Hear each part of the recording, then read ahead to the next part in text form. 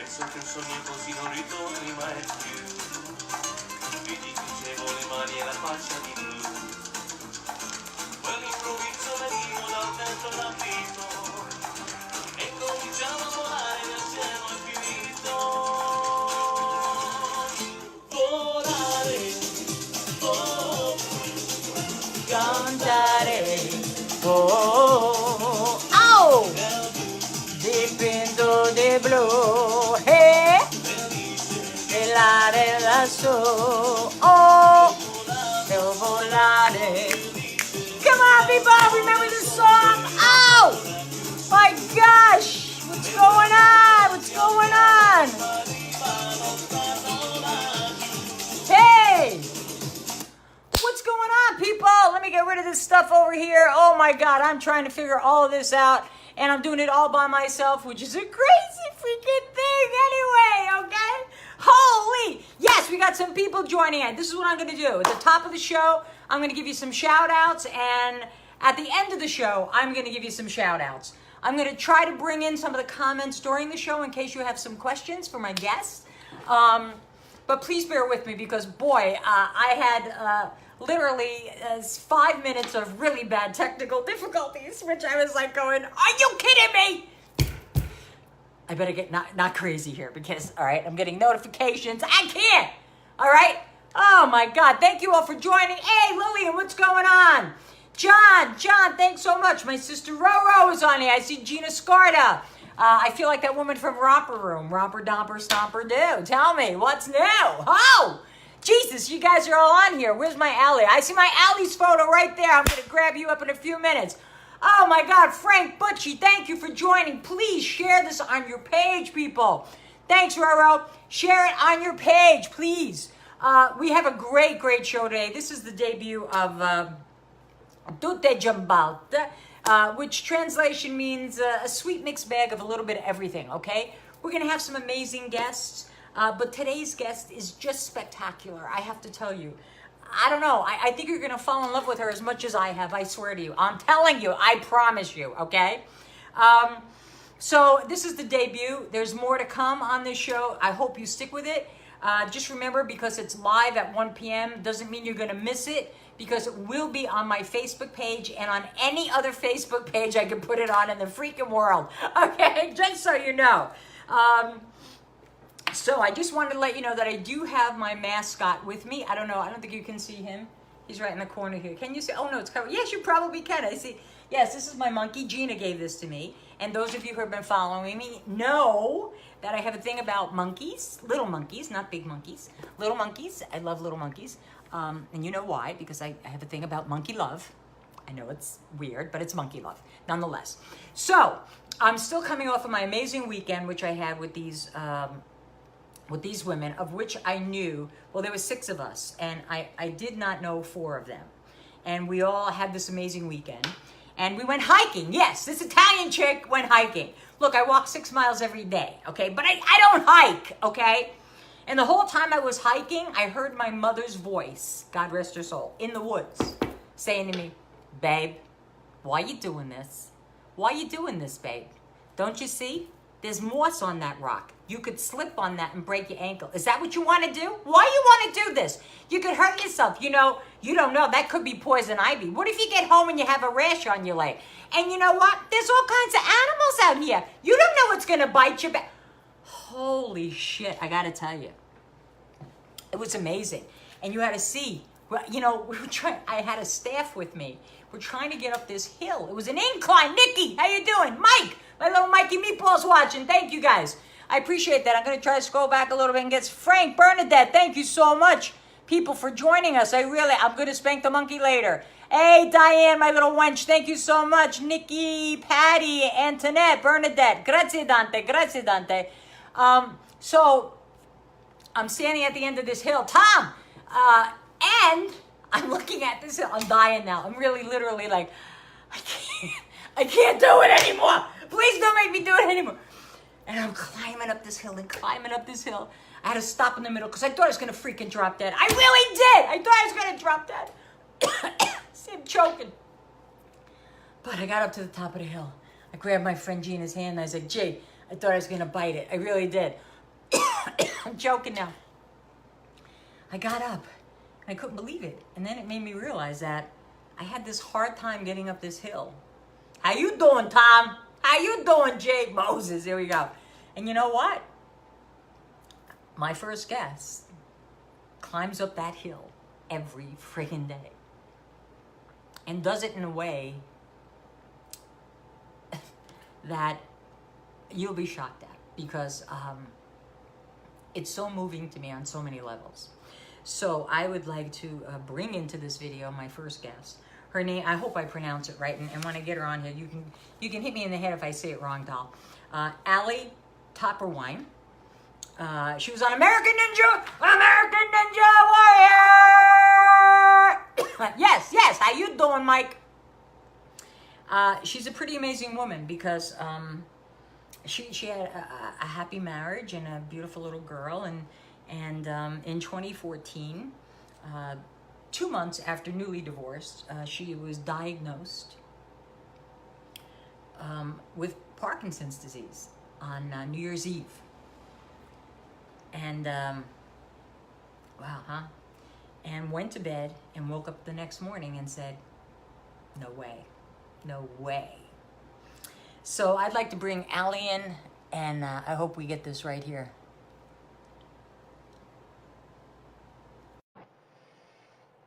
I hope that Allie should be coming in momentarily, because we do have a contingency plan. It says she's connecting, and there you are, my love. Hi.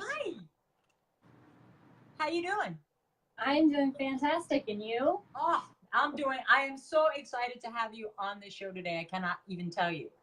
Thank you so much for having me. I appreciate this to no end, your doll. Oh, please. If you can move a little closer to your camera, that would be great. I'm gonna pull it down too. Okay. Okay. Yeah, perfect. And look at this woman. She's absolutely gorgeous as well. Okay. And how old is your daughter again, Allie? She's now 8, but in 2014 she was obviously 4.5. So. Wow. Okay. You know, I was sharing a story about hiking, and I was laughing the whole time I was doing it, because I kept hearing my mom in the background saying, like, "Babe, why are you doing this? It's crazy." And then when I was walking up that hill that day, I thought of you. And I would love for you to share your story with the audience here, and explain your struggle and how you turned it into something unique and amazing. Well, thank you so much. In 2014, it started in August 1st of 2014. Mm-hmm. I woke up in the middle, or not woke up, but left in the middle of the night. I left my home, I packed up my car, I put my 2 dogs and my baby girl in the back seat, and drove to my dad's. And 2.5 months later, I was divorced. At the time, I was predominantly a stay-at-home mom. I did freelance work on the side, but I was all of a sudden, within 2.5 months, left as a single parent, without a marriage, without a home, without a car, and without a job.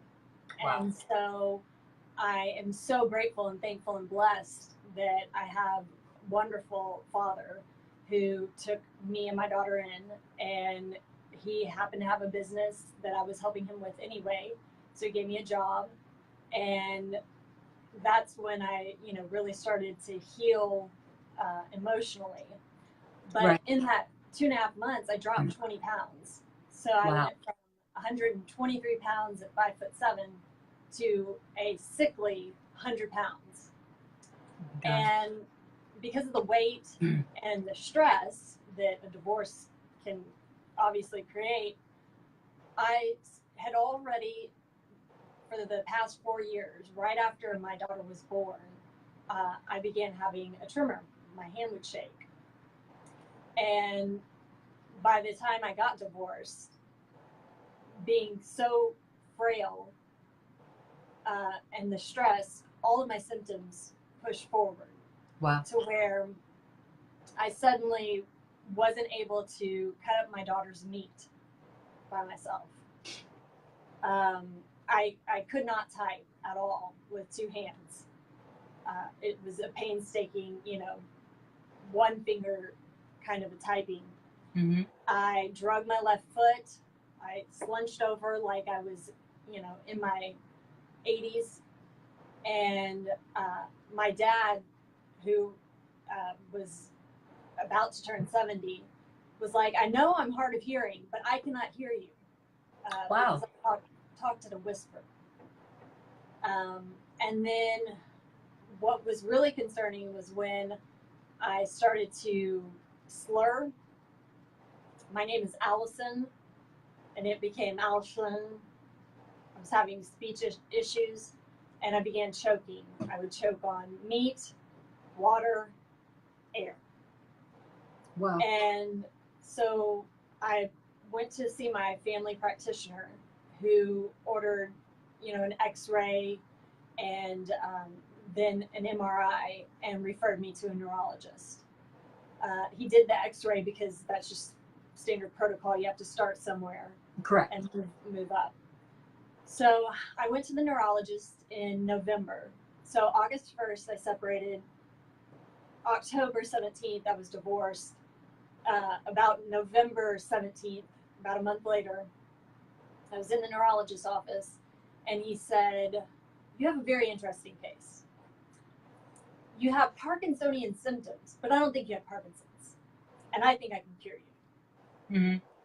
So I thought, got this made. And I went to Rome. Actually, my best girlfriend from college lives about 2 blocks from the Vatican. And so I went to visit her, and on the way back, I was shaking so much, I didn't realize at the time, but I was being interrogated. They thought that I had drugs on me. Oh my because God. I seemed nervous. Right. And so I got back from that trip, and then it was Thanksgiving and my birthday, and I turned 37. And December 3rd, I went back to the neurologist, and I'm like, I'm good. He's going to cure me. My dad left for Hong Kong for 10 days that morning. So I go to the neurologist by myself. I'm like, I got this made. And he took one look at me and he said, you have Parkinson's. I think you have Parkinson's. Really? But he wasn't going to diagnose me at that moment in time. He said, we still need to do some tests. I want to put you on some Parkinson's medicine, see if that helps you at all. And we need to do a DAT scan. And the reason I'm sorry, what was that? You needed to do a what? A DAT scan. A DAT scan. Okay, Allie, I'm also going to ask you, I know I'm Italian, I have a really big mouth. Okay, but if you could possibly speak up more, because some people are saying they can't hear you that well. Sure, absolutely. Thanks, sweetheart. There's the central AC is on, so because we're still in the 90s in Texas. Oh, wow. Jeez. So the reason he did not diagnose or did not think that I have Parkinson's immediately was not because of my symptoms. I had all the symptoms, but because I was a 37-year-old female, right, and I had a 1 to 2% chance of having Parkinson's. Yeah, it doesn't fit the profile, right? No.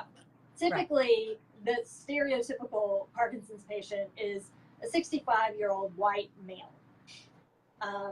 Of course, that's stereotype. It's statistics, but not everybody falls into statistics. And I've always found myself to be quite unique in certain situations, and this is no different. Wow. So he ordered a DAT scan, and a DAT scan is specifically to measure the dopamine in your brain. And it's not a fail-safe, sure test, but they use it as a diagnostic tool mixed with your symptoms. So I had the DAT scan scheduled for December 30th. And So that meant I needed to get my diagnosis before the end of the year because I had a very large deductible, which meant going to the doctor New Year's Eve. Oh, wow.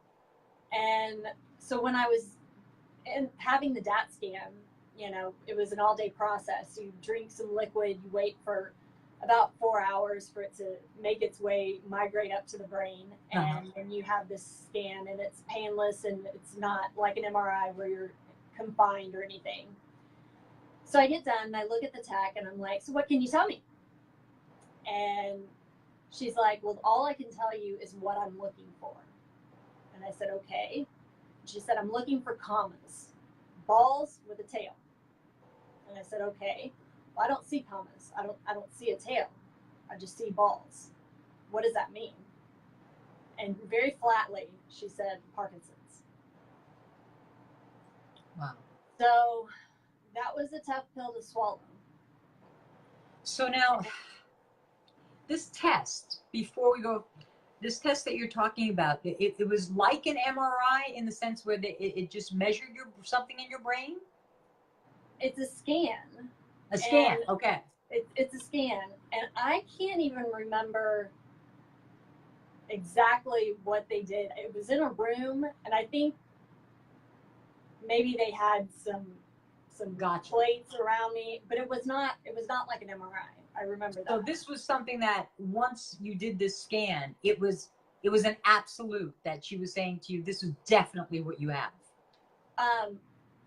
Again, the medical community does not recognize this as a fail-safe way to diagnose someone. Gotcha. Okay. They just use it as an indicator, and then mixed with your symptoms on top of that. Got it. So it becomes a barometer, and then you add in the other factors. Okay. Correct. Got correct. It. But it also weeds out the difference between an essential tremor, which is just a tremor. It doesn't cause necessarily neurological damage long term. It's not progressive. It's not something that will end your life sooner. That sort of thing. Right. And so what she was saying is it was Parkinson's. It wasn't an essential tremor.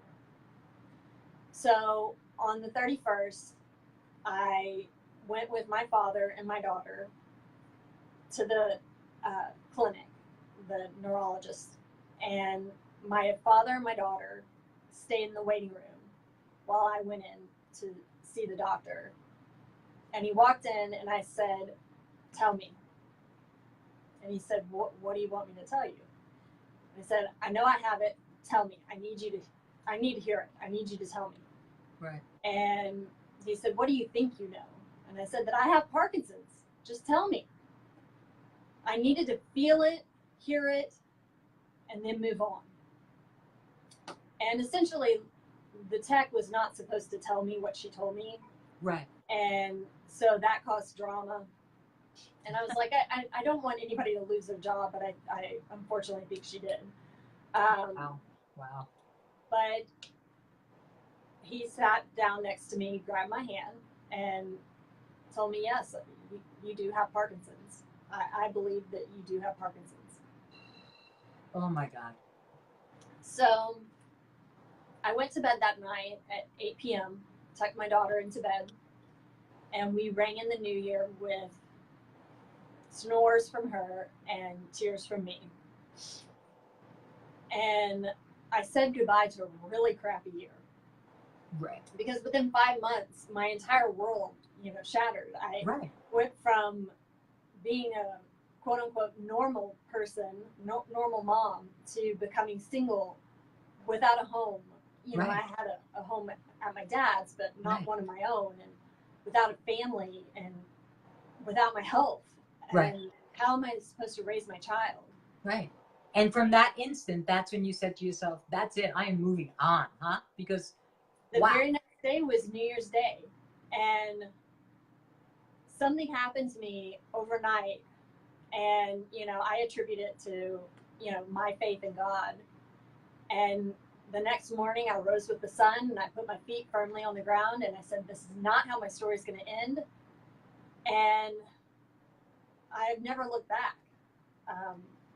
2 days after I was diagnosed on January 2nd, my brother and my cousin, within 12 hours apart, called me, both of them telling me the same thing: write this stuff down. So January 4th, 4 days after I got diagnosed, I began my blog, Lit Within. And and that, let me just put that out there too. Not only do you have your blog Lit Within, but you also have a nonprofit that you just started, which is litwithin.com, correct? yes. Now the site is under construction right now. So litwithin.com currently takes you to a social media website that I created that was free from negativity, just a place to uplift, connect with people, but no bullying allowed. And so, because my blog got hacked, so that I'm in the process of revamping the blog. But from my blog, I went from my little blog to then contributing to the Huffington Post. Oh, fabulous. Okay. And so, I had that opportunity just fall in my lap. Right, And right. Well, it didn't fall in your lap, actually. I think God put it there. Absolutely. Well, so that was in January. In February, my neurologist, because I had all kinds of questions, this was a general neurologist. He didn't specialize in movement disorders. He treats, people with strokes and Alzheimer's and Parkinson's and, Tourette's and you name it, anything with the brain cancer. So he referred me to a specialist, Dr. Joseph Jankovic, who is with Baylor College of Medicine. And he has a clinic in Houston that is older than I was alive. Oh, wow. Okay. So I thought, okay, here's an expert who specializes in Parkinson's disease. And he can answer, do I have any chance of ever having a baby, right, with this disease? The child that I do have, how long am I going to be able to care for her? Right. So many questions that I had. What is my quality of life going to look like? Mm-hmm. Now, at this point, Allie, I'm sorry to interrupt. At this point, Allie, were you placed on any of the Parkinson's medicine? So all I had been placed on was Azilect, a very low dosage of Azilect, which is it's thought to slow the progression, but it's not really been proven. Mm-hmm. And Mirapex, which is an agonist. I, every once in a while, refer to it as an antagonist, but it does antagonize and it can create issues. I'm still on it, but I'm on a very, very minimal dose. Okay. So what that drug is, essentially is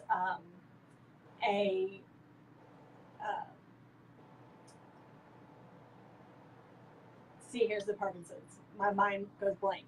Okay, no worries. Take your time. It is a man-made drug to simulate dopamine, because that's what I'm missing. Right, you're missing dopamine in your brain. So it simulates dopamine in your brain, this drug. Yes. Okay. So I was on such small doses that I did not see any difference from that. So I went to the specialist the next month, and he, first thing out of his mouth, get moving. Get rid of it. No, get moving. Oh, get moving. Exercise is the only thing proven to slow the progression of Parkinson's. Absolutely, absolutely. So, mind you, I'm 100 pounds at this moment in time. So I had no energy, but I was like, you know what? That's something I can do. And then he put me on another medicine that is the gold standard for Parkinson's. It's been around since the 1950s. It's called Cinemet. Cinnamon? Cinemet. Cinemet, okay. And Cinemet is manufactured dopamine. It's not a drug to simulate dopamine. It actually is man-made dopamine. Man-made, got you, okay. But, everything that you take there's action and then reaction. Absolutely. So there's side effects to everything. So all of this becomes like a unique cocktail. You kind of have to try everything out, see how it's working with you, and then you clip the dosages or add or take away. Am I getting that correct? Okay. Absolutely. Okay. I've been my own pharmacist for the past 4 years. Okay. So I began, taking my regimen. Within 48 hours, I was all of a sudden able to type using both hands. Really? I took video of that. It's just me typing, but it was the first day that I got my life back. I was able to take care of my daughter Right. without this, debilitating tremor. I no longer slurred. I stopped dragging my foot. All of those symptoms just disappeared. And it was amazing. And the more I exercised, I would go to the track, my old high school track, and I started walking a lap, and then I started incorporating the bleachers, and I'd walk on the bleachers and right next to the handrail in case, because balance is an issue, a symptom of Parkinson's. And you tend to walk into things inadvertently, walk into a doorway. Walk into the door frame every time. Just balancing yourself. Right. Much less, going up and down stairs. Right. And the exercise increases the dopamine naturally in your body. And so not only did I feel better, I had less symptoms, I slept better. It was my therapist. All my problems dissolved when I would work out, right. Get a good sweat on. So can I ask you one question? One question though, how did you apply your makeup? So